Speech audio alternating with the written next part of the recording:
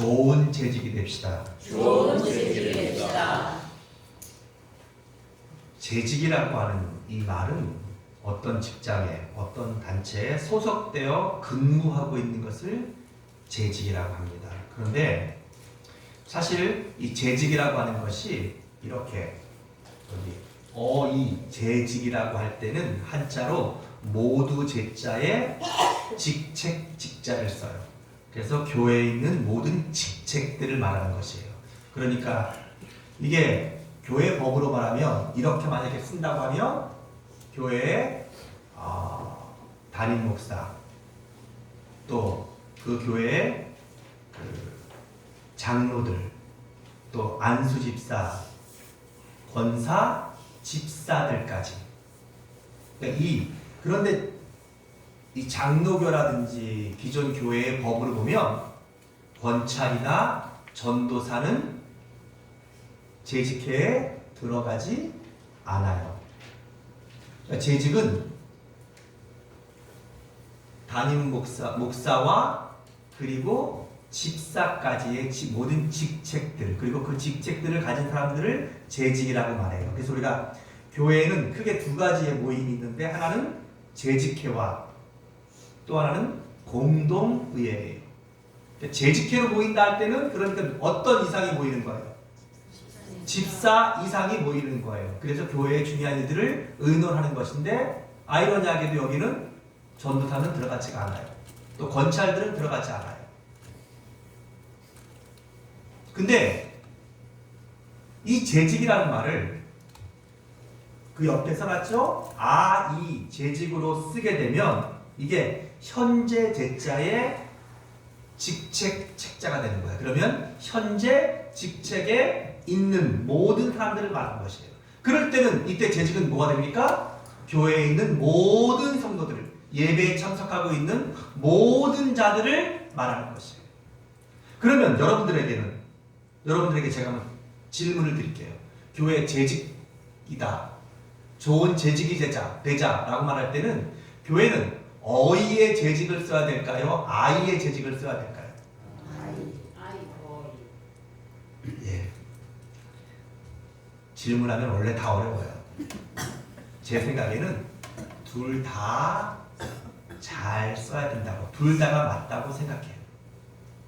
왜냐하면 장로교 법에는 이 재직이에요. 그러니까 우리가 재직회를 할 때는 어떻게 모여야 돼요?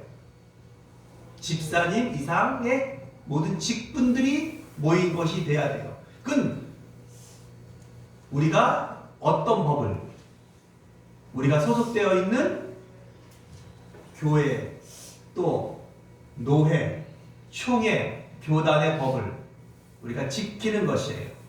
하지만 우리가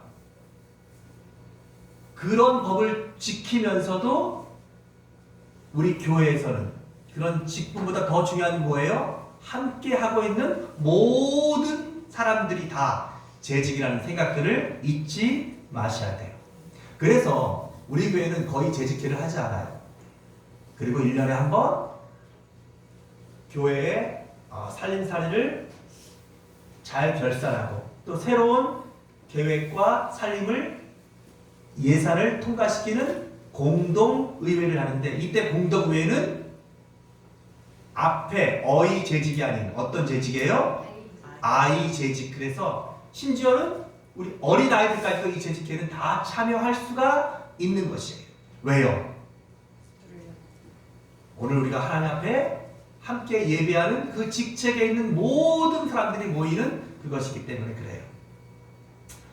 오늘 본문의 말씀은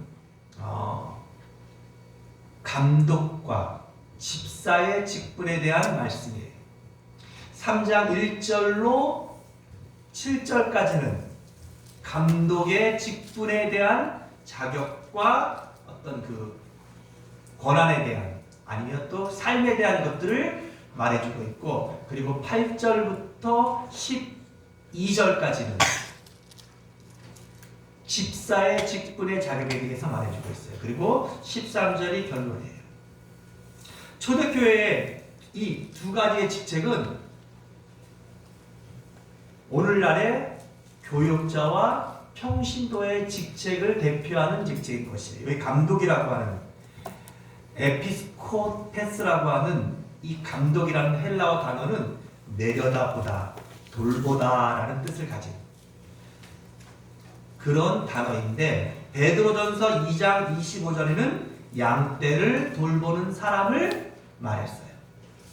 그리고 이 감독이라고 하는 직책은 이 예수 그리스도에게도 적용됐는데 이것이 이 시대에는 교회의 뭐예요? 목사, 장로, 기타 사역자들을 말하는 것이에요. 특별히 우리가 다니고 있는 우리 여러분과 제가 다니고 있는 이 교단을 장로교라고 하는데 이 장로교라고 하는 것은 프레스바이테리온이라고 하는 헬라어 단어에서 왔는데 그게 영어로도 그대로 똑같이 쓰여요. 무슨 말이냐면 장로라고 하는 것은 교회에 두 장로가 있어요. 하나는 어떤 장로입니까? 말씀을 전하고 교회를 대표하는 장로예요. 또 하나의 장로가 있어요. 우리 권호영 장로님, 또 우리 장재환 장로님, 또 박본도 장로님, 이런 장로님들은 어떤 장로님들이에요? 행정을 담당하고 그리고 교인들을 같이 돌보는, 또 교회의 중요한 일들을 함께 의논하는. 그래서 이 장로교는 두 장로의 모임이 있는데 그러나 그럼에도 불구하고 뭐가 있어야 돼요? 리더는 있어야겠죠. 질서를 위해서. 그 리더의 일들을 하는 장로는 말씀을 전하는 장로가 하고 그리고 장로의 모임인 이걸 뭐라 그래요? 당회라고 하는데 당회에서 교회의 모든 일들은 결정이 돼요. 그 장로의 모임에서. 그리고 그 일들이 교인들 전체의 동의를 얻어야 될 때는 재직회나 공동회의를 통해서 그 동의를 얻어서 교회의 중요한 일들을 이렇게 해나가는. 그러니까 어떻게 보면은 이 장로교는 그러니까 신본주의와 또 간접 민주주의를 합친 제도예요. 이건 칼빈에 의해서 만들어진 그런 제도를 우리가 따르고 있어요. 여러분, 사람이 만든 제도는 어떤 제도도 완벽한 제도는 아니에요. 하지만 여러분, 그럼에도 불구하고 그런 제도들을 통해서 이 교회를 더 교회답게 세워가는 게 바로 우리 교회의 목적인 것이에요. 예, 그러니까 여기 감독이라고 하는 것은 목회자나 교회의 지도자들, 이들을 의미하는 것이에요. 그러니까 1절부터 7절까지는 그 목회자와 교회 지도자들에게 주는 말씀인 거예요. 또 8절부터 시작되는 이와 같이 집사들도 할 때 집사들 할 때 디아코누스라고 하는 것은 집사들이라고 하는 복수인데 원래 이 뜻은 뭐냐면 종이란 뜻이에요. 종. 특별히 예전에 집에서 식사할 때 그 식사의 시중을 들어주는 종들을 이 디아코노스라고 불렀어요. 그런데 이 단어가 사도행전 6장 1절로 11절에 처음 등장하면서 교회는 7 집사를 세우게 돼요.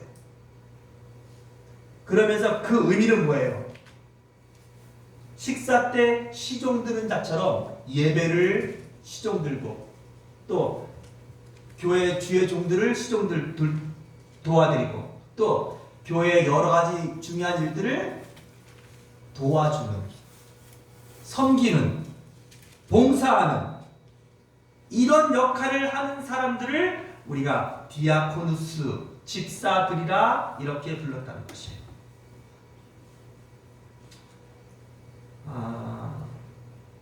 사도행전에 이 집사의 직분이 생겨난 배경은 교회가 오순절 성령의 강림으로 크게 부흥되니까 목회자들이 말씀 전하고 기도하는 일보다는 어떤 일을 많이 하게 돼요? 가난하고 어려운 사람들을 돕는 구제에 빠지게 된 거예요.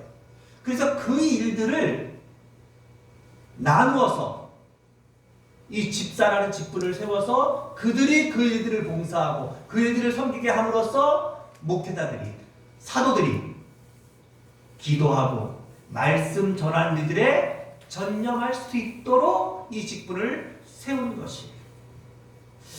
빌립보서 1장 1절에 보면 교회의 영적 생활과 그래서 재정 업무를 돌보는 역할들을 했던 사람들이 이 집사예요. 그리고 에베소서 6장 21절에는 비공식적 입장에서 봉사하는 모든 자, 그러니까 지금의 평신도 사역자들을 말한다고 보면 돼요. 그러니까 오늘 이 본문은 사역자들과 그리고 평신도 사역자들, 목회자들과 평신도 사역자들에게 주는 말씀인 것이에요. 그런 자들은 어떠해야 되느냐, 그런 사람들은 어떤 자격을 갖춰야 되느냐 하는 말씀이 바로 오늘 이 디모데전서 3장에 있는 말씀이에요. 저는 오늘 본문의 말씀을 통해서 몇 가지로 좋은 재직이 되기 위해서는 어떠해야 되냐, 어떤 것을 갖추어야 되느냐 하는 것들을 통해서 우리 모두 피차 은혜를 받으려고 합니다. 첫째는 한번 따라합시다. 선한 일을 사모하십시오. 1절을 같이 씁니다. 시작. 미쁘다 이 말이여 곧 사람이 감독의 직분을 얻으려 함은 선한 일을 사모하는 것이라 함이로라. 여러분, 목사가 되든 장로님이 되시던 권사님이 되시던 또 집사님들이 되시던 교회의 귀한 직분을 받은 여러분들은 선한 일을 사모하는 분들이 되셔야 돼요. 아멘. 여기 칼루 에르구라고 하는 이 선한 일이라고 하는 이 헬라어 단어의 뜻은 고귀한 일을 말하는 것이에요. 교회에 유익이 되는 일을 말하는 것이에요. 그리고 더 분명하게 말하면 선한 일은 어떤 일입니까? 하나님을 기쁘시게 하는 일이에요. 하나님의 뜻을 이루는 일들이에요. 다시 말해서 선한 일을 사모한다라고 하는 것은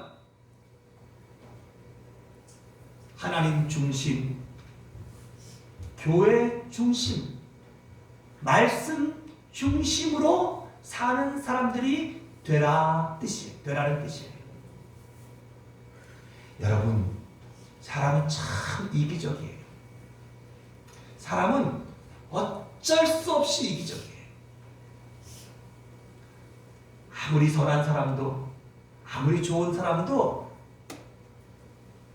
결국은 어때요? 결국은 이기적이에요.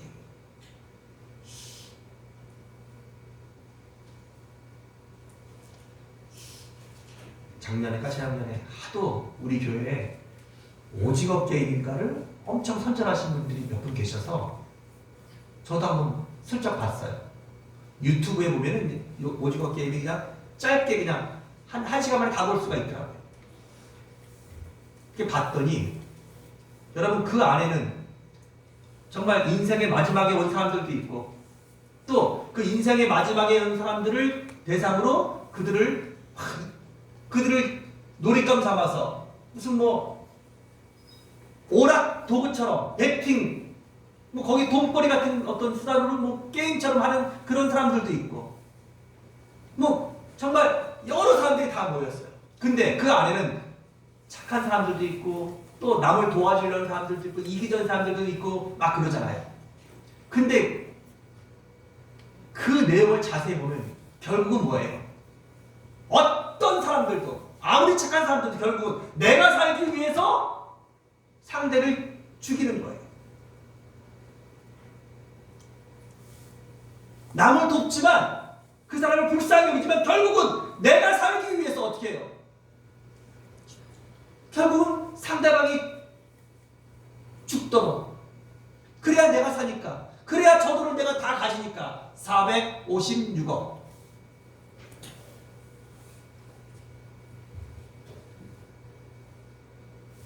그 안에서 착해봤자 얼마나 착한 거예요. 결국 다 그 돈 욕심낸 거예요. 근데 그 돈이 어떤 돈이에요? 다 거기서 죽었던 한 사람 한 사람의 목숨값인 거예요. 이게 인간의 실체인 거예요. 인간이 선한 척하고 고상한 척하고 뭐 착한 척하고 하지만 인간은 다 그래요. 하지만 여러분, 이제 우리가 하나님 자녀가 된 하나님 앞에 믿음으로 돌아온 모든 사람들은 이제 바뀌어져야 돼요. 삶의 목표가 바뀌어지고 삶의 방식이 바뀌어지고 말하는 태도, 삶의 모든 결정들이 바뀌어져요. 어떻게요? 선한 일을 사모하는 자.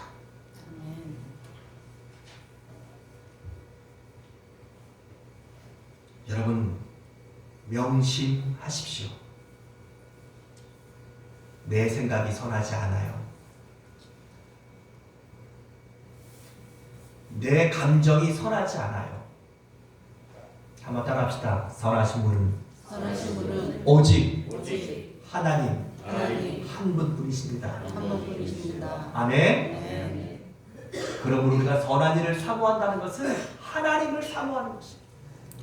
하나님의 말씀을 사모하고 하나님의 뜻 알기를 사모하고 하나님이 기뻐하실 일들을 사모하는 것. 이게 뭐예요? 선한 일을 사모하는 것이에요. 그게 고귀한 일이에요. 그게 옳은 일이에요.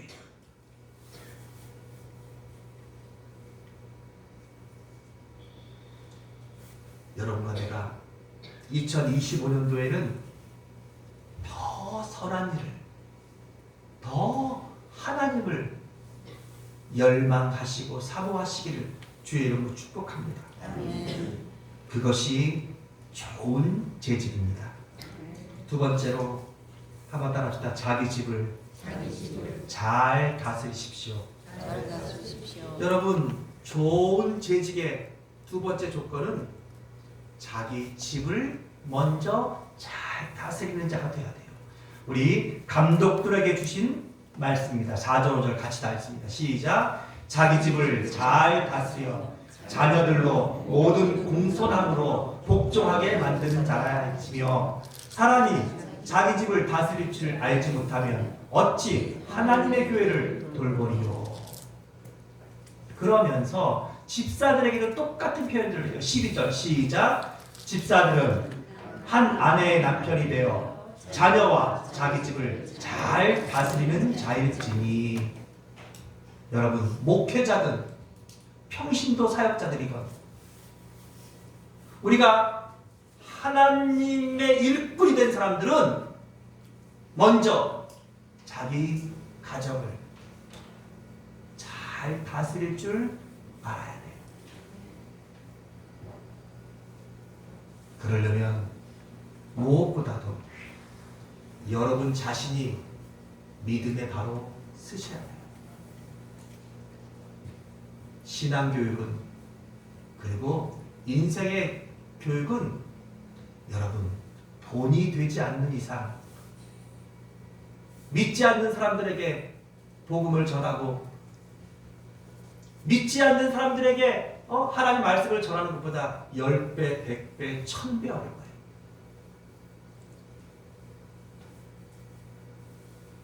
그리고 자녀들에게도 믿음의 때를 놓쳐버리면 다시 그들을 하나님께로 돌이키는 것이 얼마나 어려운지 나는 여러분들이 경험하지 않기를 바라요. 내가 정말 하나님을 이제서야 만나고 이제서야 정말 천국이 있고 이제서야 정말 지옥이 있는 것을 확신하는 믿음이 됐을 때 가장 후회되는 인생이 어떤 인생이냐? 이걸 내가 내 자녀들에게 전해주지 못했다는 거예요. 이걸 내가 내 남편에게 전해주지 못했다는 거예요. 이걸 내가 사랑하는 형제들에게 전하지 못했다는 것이에요.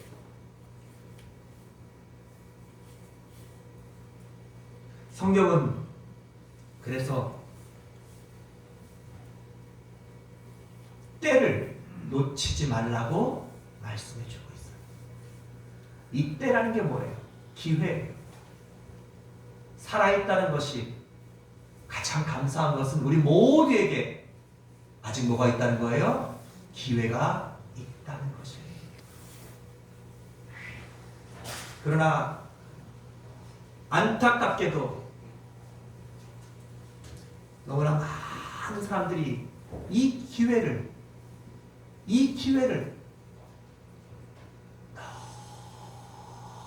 너무 안타깝게 너무 쉽게 이 기회를 다 잃어버리며 살고 있다는 거예요. 눈앞에 보이는 몇 푼의 돈이 더 중요하고 거울에 비친 내 얼굴에 조금 더 예쁘게 보이는 게 이게 더 중요하고 내가 다른 사람들에게 어떻게 보일까 하는 이게 더 중요해서 내 영혼과 죽음과 죽음 이후의 삶을 나는 준비하지 못하고 또 그것들을 내 사랑하는 가장 소중한 가족들 그들에게 전해주지 못한다는 것이에요. 여러분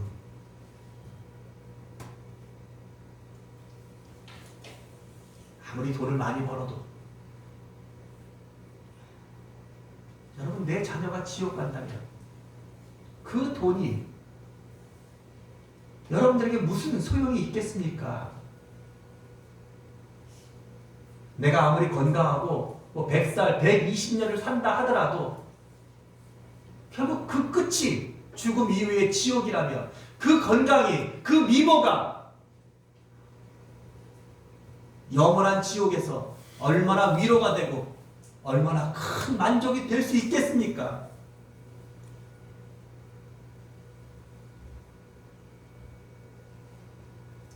오늘 우리는 하나님 앞에 좋은 재직들이 되셔야 됩니다. 가끔 그런 얘기 많이 들어요. 교회 일은 열심히 하는데 뭐 예배는 진짜 열심히 다니는데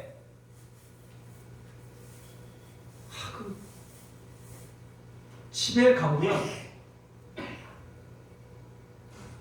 집안은 너무 엉망이고 아이들은 전혀 돌보지 않고 뭐 남편 밥은 뭐 여러분 이런 재직들 훌륭한 재직들 아니에요. 오늘 하나님 말씀이 우리에게 명령하십니다. 자기 집을 먼저 돌보라는 거예요. 사람이 자기 집을 다스릴 줄 알지 못하면서 어떻게 하나님의 교회를 돌볼 수 있겠냐? 우리에게 물으셔요. 5절에 교회 일도 열심히 해야죠. 주의 일도 열심히 해야죠. 그러나 먼저 뭐 한다고요? 자기 가정을 우리 자녀들을 돌봐야 한다는 거예요. 아내들 남편을, 남편들 아내를, 부모는 자녀를, 또 자녀는 자들은 부모를, 며느리들 시어머니와 시어머니들 며느리들에게, 남편들 처가와 아내들 시댁과 이런 모든 관계들 우리가 어떻게 한다고요? 잘 다스려야 된다는 거예요. 잘. 예, 쉬운 일 아니에요. 하지만 여러분 어렵다고 하기 싫다고 뭐 시자 만들어가도 꼴 보기 싫다고 우리가 안 할 수 있는 일들이 아니에요. 반드시 해야 할 일들이에요. 여기 보니까 자기 집을 잘 다스려 자녀들로 모든 공손함으로 복종하게 하는 자라야 할지. 여기 공손함으로라고 하는 이 헬라어 단어가 셈노테토스라고 하는 헬라어 단어인데 옛날 우리가 가졌던 성경에는 이게 단정함으로 이렇게 돼 있어요. 근데 이게 무슨 뜻이냐면 단정함으로라고 하는 말이 원래 이 뜻이 뭐냐면 이 셈노토테스라고 하는 셈노테토스라고 하는 이 단어는 존경이라는 뜻이에요. 존경. 그러니까 자기 집을 잘 다스리는 사람은 존경받는 자가 되야 된다는 거예요. 아내에게 존경받는 남편, 부모에게, 자식에게 존경받는 며느리에게 존경받는 시어머니, 형제들에게 존경받는, 이게 뭐예요? 이게 바로 자기 집을 잘 다스리는, 이게 바로 예수 잘 믿는 거예요. 이게 바로 좋은 재직인 거예요.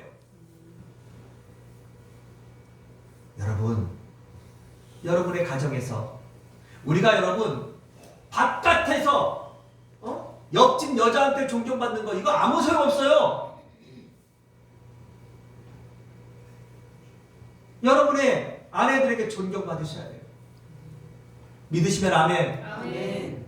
학교 가서 뭐 직장에서 다른 사람들이 나를 존경하는데 우리 자녀들은 우리를 존경하는 게 아니라, 만약에 그런다면 이게 잘못된 거예요. 사랑하는 여러분, 여러분의 말이, 여러분의 행동이 정말 기품 있고 정숙하고 신뢰받고 인정받을 수 있는 사람, 그런 사람 좋은 부모예요. 좋은 남편이에요. 가정을 잘 다스리는 자예요. 그런 사람이 바로 좋은 재직입니다. 세 번째로 한번 따라합시다. 믿음의 비밀을 가진 자야. 예, 믿음의 비밀을 가진 자가 되어야 되셔야 돼요. 근데 사실 제가 조금 여기 9절 말씀에 보면 뭐라고 되어 있죠? 깨끗한 양심의 믿음의 비밀을 가진 자라야 할지니 이랬어요. 근데 이게 믿음의 비밀, 우리 성경에 비밀이라고 하는 말이 미스테리온이라는 단어인데, 그래서 미스테리온 테스 피스테오스라고 하는 이게 믿음의 비밀이라는 뜻인데, 이 미스테리온이라고 하는 이 단어를 우리 성경은 왜 자꾸 비밀이라는 단어를 쓰는지 모르겠어요. 여러분, 비밀이 뭐예요? 비밀은 너랑 나랑만 알고 있고 아무도 몰라야 되는 거예요. 여러분의 믿음이 그런 믿음이어야 돼요? 이거 이단들이 해야 되는 거잖아요. 물론 이런 의미는 이해가 돼요. 이 다른 사람들은 알지 못하고 나랑 하나님만 알고 있고 또 내 자신만 구원의 확신을 갖고 있으니까, 이러니까 이게 믿음의 비밀이다 이렇게 말할 수도 있지만, 저는 이 단어가 비밀이라는 단어보다는 신비라고 하는 단어로 번역된다고 생각해요. 믿음의 신비. 여러분, 믿음은 얼마나 신비로운 건지 몰라요. 다른 사람들은, 그러니까 이 믿음을 갖지 않은 사람들, 믿음의 확신이 없는 사람들은 이걸 알 수도 없어요. 내가 살면서도 몰라요. 그래서 주님도 어떤 말씀들은 뭘로 하셔요? 비유로 하시잖아요. 들어도 깨닫지 못하니까. 여러분, 우리 속에 있는 이 믿음은 여러분 비밀이 아니에요. 오히려 우리는 이 믿음의 일들을 우리가 증거하고 자랑하고 전하고 하죠. 그러나 그걸 받아들이고 하나님의 자녀인 사람들은 그게 어떻게 돼요? 뭐 학식 때문이 아니라 무슨 뭐 공부를 해서가 아니라 이게 다 믿어지고 깨달아지고 더 이런데, 이건 여러분 신비예요. 세상에 이거보다 더 신비로운 일은 없어요. 아멘. 아멘. 하나님 그분이 신비로우신 것처럼 하나님과 우리 사이에 있는 이 믿음의 비밀들도 이게 다 신비예요. 그래서 저는 이 미스테리온이라고 하는 단어를 비밀이라는 단어 말고 신비라고 써야 돼요. 이걸 제일 많이 이용하는 게 이단들이에요. 그래서 네가 우리 신천지에 있는 거 다 비밀로 해야 돼. 왜? 우리는 보니까 추수꾼들이니까 아직 알려지면 안 돼. 이런 식으로 사용하고 있어요. 여러분, 우리는 빛의 자녀들이에요.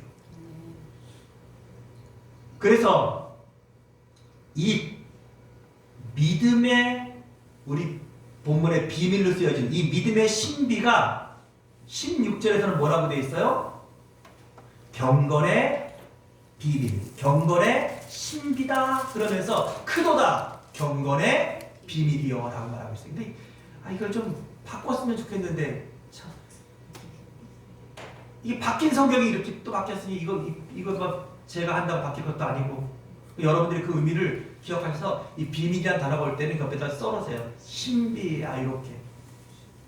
그게 더 원어적인 의미로는 더 훨씬 더 잘 번역된, 번역이라는 것이 적절한 단어를 찾는 게 완벽하진 않겠지만 그래도 비밀이라는 단어보다는 신비라는 단어가 훨씬 더 의미적으로 옳을 것 같아요. 예. 그러니까 오늘 이 좋은 재직들은 믿음의 신비를 가지고 있어야 돼요.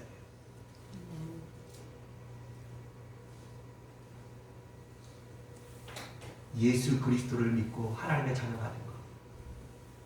그리고 나를 위하여서 예수 그리스도가 십자가에 죽으시고 부활하신, 그리고 그 예수께서 부활하시고 승천하신, 그리고 그 예수가 다시 올 것을 기다리고 사는 이 놀라운 이 모든 것들은 신비로운 하나님의 약속들이고 신비로운 하나님의 일들이에요. 그러나 이 일들이 다 그대로 될 줄 믿습니다.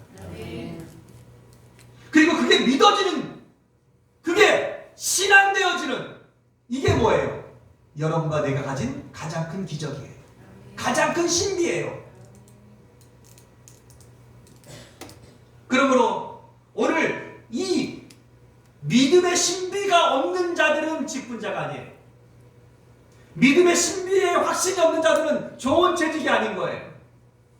그러니까 우리가 얼마나 많은 일을 하느냐, 얼마나 뭐 헌신을 많이 하느냐, 이걸로 좋은 재직이 되는 것이 아니라 그것보다 더 우선적으로 할 게 뭐예요? 우리가 이 믿음의 신비를, 이 믿음의 확신을 먼저 가지고 있는 자들이 되셔야 한다는 것이에요.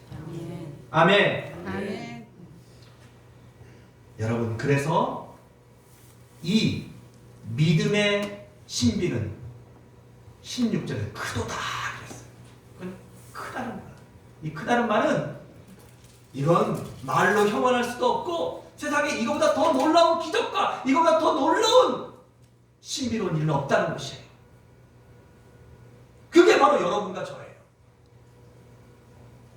그러니까 여러분, 우리 이 땅에 살면서 2025년도 출발하면서 조금 돈이 없는 것 때문에, 조금 건강이 안 좋은 것 때문에, 조금 내가 좀 흰머리가 들고 주름살이 생긴 것 때문에, 조금 건강이 좀 안 좋아진 것 때문에, 조금 내 마음대로 인상이 안 되는 것 때문에 실망하고 낙심하고 좌절하지 말고 하나님을 바라보십시오. 신비로우신 미스테리온이신 하나님을 바라보십시오. 그 하나님께 소망을 두십시오. 그리고 믿음의 신비, 믿음의 확신을 가진 여러분들이 되시기를 주의 이름으로 축복합니다. 그분께 능치 못할 일이 없어요. 그분께 불가능이 없어요. 그분께 생명이 있어요. 그분께 영생이 있어요. 그분께 해답이 있습니다. 마지막 네 번째로,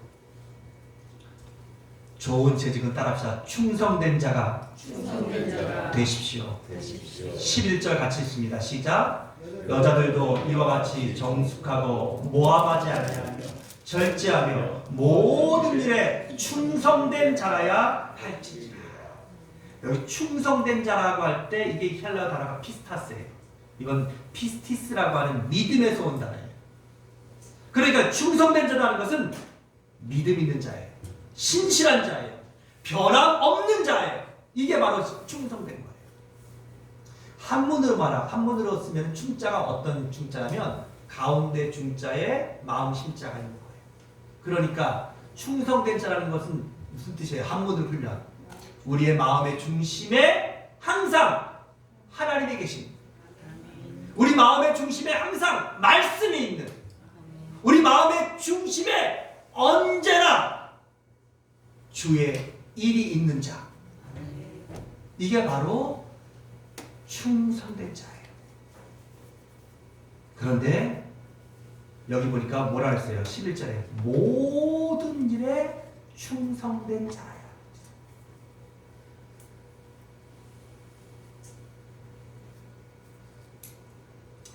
우리가 돈이 있고 시간이 있고 여유가 있고 건강할 때 충성하는 것은, 여러분, 그건 그냥 누구나 다 흉내낼 수 있어요. 그러나 진짜 충성이라면 뭐예요? 건강하지 않을 때에도 충성할 수 있고, 물질이 없을 때에도 충성할 수 있고, 내 인생의 마지막 시간이 얼마 남지 않았을 때 그때조차도 끝까지 예배하고 끝까지 하나님 앞에 나오고 끝까지 하나님을 위하여 살기로 애쓰는, 이걸 우리가 뭐라 그래요? 이걸 충성이라 하는 거예요. 그래서 요한계시록 2장 10절에서는 내가 죽기까지 죽도록 충성하라 그랬어요. 그리하면 내가 생명의 면류관을 내게 주리라. 주님께서 약속하셨습니다. 말씀을 정리하겠습니다. 오늘 하나님의 자녀가 되셔서 하나님께서 맡기신 귀한 직분을 받으시고, 또 오늘 함께 예배하며 오늘 우리가 재직의 자리에 있는 여러분 모두 하나님 앞에 선한 일을 사모하는 자들이 되어 주십시오. 자기 집을 잘 다스리는 자가 되어 주십시오. 믿음의 신비를 가진 자가 되어 주십시오. 충성하는 자, 모든 일에 충성하는 자, 죽도록 충성하는 자들이 되어 주십시오. 하나님께서 13절에 이 집사의 직분을, 이 감독의 직분을 잘한 자들에게 이런 축복을 약속하십니다. 같이 읽고 설교를 마칩니다. 집사의 직분을 잘한 자들은 아름다운 지위와 그리스도 예수 안에 있는 믿음의 큰 담력을 얻느니라. 아멘. 기도하겠습니다. 하나님 아버지, 은혜와 사랑을 감사합니다. 우리를 충성되이 여기셔서 하나님 자녀 삼으시고 하나님의 귀한 일들을 맡기시며 하나님 우리에게 귀한 직분을 허락하심을 감사합니다. 맡은 자의 구할 것은 충성이라 하셨사오니 하나님 앞에 교회 앞에 우리가 좋은 재직되기를 원합니다. 좋은 일꾼 되기를 원합니다. 좋은 성도 되기를 원합니다. 선한 일을 사모하게 하시고 믿음의 신비를 가진 자들 되게 하시고 우리에게 허락하신 우리의 가정들을 잘 다스리는 자들 되게 하시고 끝까지 충성한 자들 되게 하여 주시옵소서. 예수님의 이름으로 기도합니다. 아멘.